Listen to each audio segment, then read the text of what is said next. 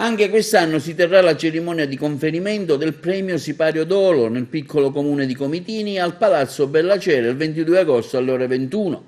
Il premio rappresenta un momento altamente significativo, finalizzato alla valorizzazione del territorio nelle sue diverse espressioni di arte, cultura, scienza, scuola, giornalismo, teatro, cinematografia e spettacolo. La prima edizione del Sipario d'Oro fu proprio celebrata nel piccolo paese storico agricolo di Comitini, nucleo abitativo presente nella storia regionale, sia per i moti del 1600 contro la decima, una tassa voluta dai Borboni, sia per il prestigioso museo che proprio il Palazzo Bellacera espone ai tanti turisti e che rappresenta un riferimento forte e pregnante nella storia del territorio agrigentino, anche per l'assistenza storica dei duchi di Cesarò, che diedero l'inizio nel 1600 a fondazioni di numerosi centri abitativi nella provincia di Agrigento. Per queste ragioni storiche è stato scelto da anni il piccolo centro agrigentino di Comitini, che vuole essere metafora positiva di tanti piccoli centri della provincia, a volte ingiustamente trascurati,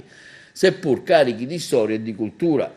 Il Sipario d'Oro 2020 viene attribuito dalla commissione presieduta dal giornalista Lello Castaldo, direttore della testata online Sicilia 24, e dai rappresentanti delle varie attività provinciali agrigentine. Tra qualche giorno saranno resi noti i nomi dei premiati.